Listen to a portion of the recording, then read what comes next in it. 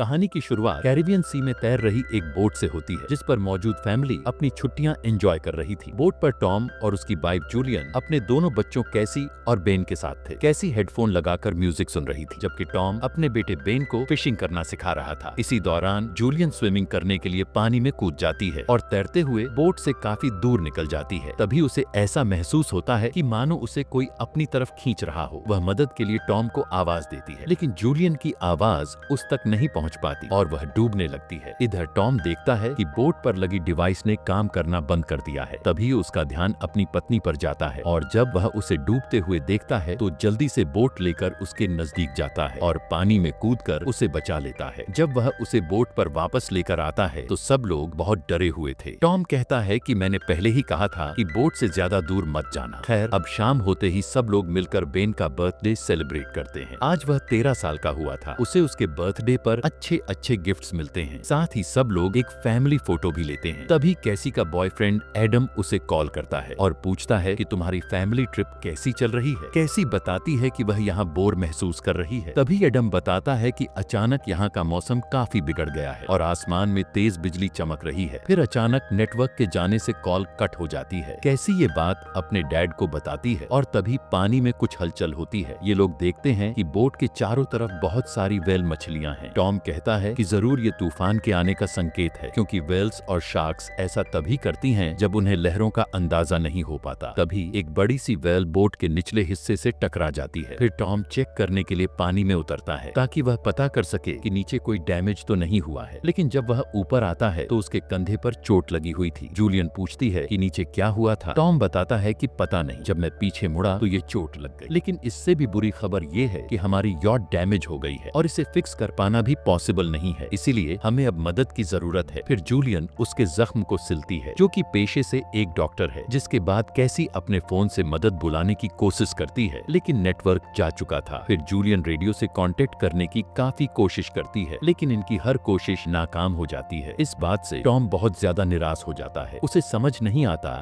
कि वह अपनी फैमिली को कैसे घर लेकर जाए। फिर अचानक उन्हें किसी चीज के आने का सिग्नल मिलता है। ये लोग बाहर जाकर देखते हैं तो पता चलता है कि आसमान से कोई चीज नीचे गिर रही है, जो देखने में शायद कोई उल्का पिंड लग रहा था। अब टॉम किसी तरह बोट को चलाने की कोशिश करता है, लेकिन तभी एक और एस्ट्रॉयड उनकी बोट के बिल्कुल नजदीक गिरता है, जिसमें ये लोग बाल बाल बचते हैं। फिर पता चलता है कि ये कोई उल्का पिंड नहीं बल्कि सैटेलाइट है, जो किसी कारण से नीचे गिर रही है। इससे पहले कि ये लोग कुछ समझ पाते, अचानक तेज हवाएं चलने लगती हैं और समंदर में तेज लहरें उठने लगती हैं। फिर ये लोग अंदर आकर चीजों को समेटने लगते हैं। टॉम सभी को लाइफ जैकेट्स देता है, लेकिन इन सब के सर चकराने लगते हैं और जूलियन की नाक से खून आने लगता है। तूफान इतना तेज था कि सब के सब बेहोश हो जाते हैं। अब अगली सुबह जब इन्हें होश आता है तो जूलियन देखती है कि उसका पूरा परिवार सुरक्षित है, लेकिन इनकी बोट पूरी तरह से टूट चुकी है। उसके अंदर मछलियां और बहुत सारी कीचड़ जमा हो गई थी। टॉम को कुछ समझ नहीं आता और जब ये लोग ऊपर जाकर देखते हैं तो पूरा नजारा बदला हुआ था। अचानक समंदर का सारा पानी कहीं गायब हो गया था और अब ये लोग एक बहुत ही विशाल डेजर्ट में थे। टॉम मैप और कंपास के जरिए इस पूरी घटना को समझने की कोशिश करता है और उसे पता चलता है कि धरती के दोनों पोल्स की डायरेक्शन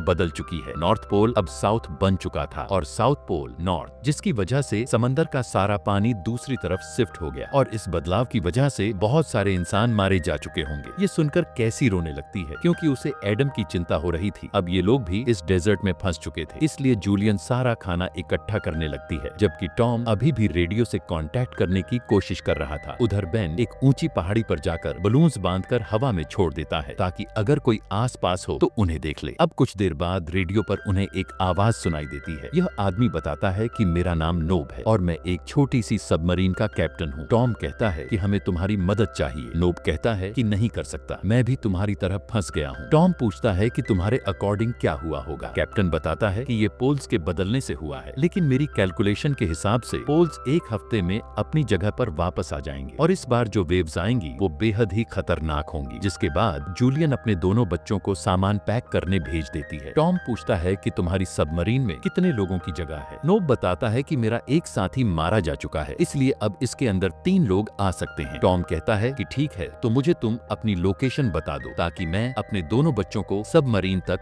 ला सकूं। जूलियन भी अपने बच्चों को बचाने के लिए कैप्टन से रिक्वेस्ट करती है, जिसके बाद कैप्टन उनकी बात मान लेता है और उन्हें अपना लोकेशन बता देता है। टॉम उन बताए गए कोऑर्डिनेट्स को चेक करता है और कहता है कि हम तुम्हारे पास लगभग 3 दिनों में पहुंच जाएंगे। टॉम अपनी पत्नी से कहता है कि हम कल सुबह निकलेंगे क्योंकि अपने बच्चों को बचाना ही हमारी पहली प्रायोरिटी है। इसलिए ये दोनों बच्चों को नहीं बताते कि सबमरीन के अंदर केवल 2 लोगों की ही जगह है। अब ये लोग बोट में ही रुककर रात गुजारते हैं और सुबह होते ही जूलियन खाने पीने का सभी जरूरी सामान इकट्ठा करने लगती है। तभी टॉम की नजर बोट की तरफ आ रहे एक आदमी पर जाती है जो दिखने में बहुत ही अजीब लग रहा था और उसके साथ एक डॉग भी था। टॉम बोट से नीचे उतरता है और पानी लेकर मदद के लिए उस आदमी की तरफ बढ़ता है। जब टॉम उसे पानी ऑफर करता है तो वह एक बार में ही सारा पानी पी जाता है। टॉम उस आदमी से बात करने की कोशिश करता है लेकिन उसकी भाषा टॉम को समझ नहीं आती। फिर अचानक ये आदमी टॉम पर हमला करता है और चाकू मारकर उसकी जान ले लेता है। जूलियन भी वहाँ खड़ी रो रही थी लेकिन वह टॉम को बचा नहीं पाती। फिर वह मारने के लिए जूलियन के पीछे आता है, जिसके बाद वह दौड़कर बोट पर जाती है और उसके आने से पहले अपने दोनों बच्चों को छिपा देती है। साथ ही वह कैसी को एक फ्लेयर गन देती है और कहती है कि जरूरत पड़ने पर इसका इस्तेमाल करना। फिर वह खुद भी जाकर छिप जाती है और जब वह आदमी अंदर आता है तो देखता है कि यहाँ बहुत सारा खाना है, जिस पर वह किसी जानवर की तरह टूट पड़ता है। उधर जूलियन एक चाकू लेकर बोट से नीचे कूद जाती है लेकिन उस आदमी का डॉग जूलियन पर हमला कर देता है, जिसे वह मार देती है। फिर वह दूसरी साइड से चढ़कर बोट के अंदर आती है और तभी वह आदमी जूलियन पर हमला कर देता है। वह खुद को बचाने की काफी कोशिश करती है लेकिन ऐसा कर नहीं पाती, जिसके बाद कैसी उस पर फ्लेयर गन से हमला कर देती है, जिसकी वजह से बोट के अंदर आग लग जाती है। लेकिन ये तीनों जरूरी सामान के साथ बोट से बाहर आने में कामयाब हो जाते हैं। बैन अपने मर चुके पिता को देखकर रोने लगता है। तभी जूलियन देखती है कि वह आदमी अभी भी जिंदा है जो फिर से उनके पीछे आ रहा है। उसे अपनी तरफ आता देख वह अपने बच्चों को लेकर भागने लगती है और उनकी बोट एक तेज धमाके के साथ ब्लास्ट हो जाती है। अब ये लोग एक सुरक्षित जगह देखकर कुछ देर आराम करने के लिए रुकते हैं, लेकिन बेन अपने पिता की मौत के लिए खुद को दोषी मान रहा था क्योंकि वह सनकी आदमी शायद उन बलून्स को देखकर ही आया था। जूलियन उसे काफी समझाती है और कहती है कि खुद को दोष देना बंद करो। अब उस आदमी को नजदीक आता देख ये लोग फिर से भागना शुरू करते हैं और बचते बचाते काफी दूर निकल आते हैं। तभी वह देखती है कि बेन को डिहाइड्रेशन हो रही है और उनका पानी भी खत्म हो चुका है। फिर इन्हें एक प्लेन नजर आता है जो शायद तूफान में क्रैश हो गया था। ये लोग दौड़कर उसके नजदीक जाते हैं और देखते हैं कि आसपास कोई इंसान नहीं है। अब शाम भी होने वाली थी, इसलिए जूलियन अपने बच्चों के साथ इस प्लेन के अंदर छिप जाती है। वह अपने दोनों बच्चों को खाना देती है और अपने पति को याद करने लगती है। अब सब लोग इस प्लेन के अंदर रात बिताने के लिए सो जाते हैं। तभी कैसी नींद से जागती है और टॉयलेट के लिए प्लेन से बाहर आती है। इसी दौरान वह आदमी जो इनका पीछा कर रहा था वह हमला करने के लिए कैसी की तरफ बढ़ता है, लेकिन तभी जूलियन उस पर चाकू से हमला कर देती है और उस पर इतनी बार हमला करती है कि मौके पर ही उसकी मौत हो जाती है। अपने पति की मौत का बदला लेकर जूलियन को अच्छा लगता है। फिर अगली सुबह जब ये लोग प्लेन से बाहर आते हैं तो देखते हैं कि उस आदमी के शरीर पर बहुत सारे जख्म हैं जो शायद किसी जंगली जानवर के होने का संकेत दे रहे थे। अब ये लोग उस सबमरीन की दिशा में आगे बढ़ते हैं। तभी बेन जो कि बहुत ज्यादा प्यासा था वह गड्ढे में भरे पानी को पीने लगता है। जूलियन उसे ऐसा करने से रोकती है क्योंकि ये पानी उसे बीमार कर देगा। अब ये लोग धूप और तेज हवा से बचने के लिए वहाँ पड़े गार्बेज का इस्तेमाल करते हैं। जूलियन बेन को इंजेक्शन देती है और अब ये लोग एक शेड बनाकर उसके अंदर छिप जाते हैं। दोनों बच्चे सो रहे थे। तभी जूलियन को कोई आवाज सुनाई देती है। वह बाहर जाती है और देखती है कि कुछ है जो तेजी से इनकी ही तरफ आ रहा है, जिसके बाद वह अपने दोनों बच्चों के साथ यहाँ से भागना शुरू कर देती है और ये लोग दौड़ते हुए एक शिप के नजदीक पहुँच जाते हैं जहाँ कुछ लोग कंटेनर से खाने पीने का सामान उठा रहे थे। जब ये लोग जूलियन और बच्चों को अपनी तरफ आता देखते हैं तो कंटेनर्स के भीतर छिप जाते हैं और खुद को लॉक कर लेते हैं क्योंकि बहुत सारे केकड़े इनका पीछा कर रहे थे। उनसे बचने के लिए ये तीनों कंटेनर्स के ऊपर चढ़ जाते हैं, लेकिन जूलियन जख्मी हो जाती है। उधर जितने भी लोग कंटेनर्स के भीतर छिपे थे केकड़े उन सब पर हमला करके उन्हें मार देते हैं। अब अगली सुबह तेज धूल भरी आंधी चलने लगती है। जूलियन देखती है कि यहाँ बहुत सारे हथियार हैं। ये लोग उन्हें उठा लेते हैं। बेन गन को रीलोड करने लगता है जबकि जूलियन अपने जख्म पर बारूद डालकर उसे जला देती है ताकि उसमें इन्फेक्शन ना फैले। यहाँ इन्हें पीने के लिए पानी और बाकी जरूरी चीजें भी मिल जाती हैं। जूलियन को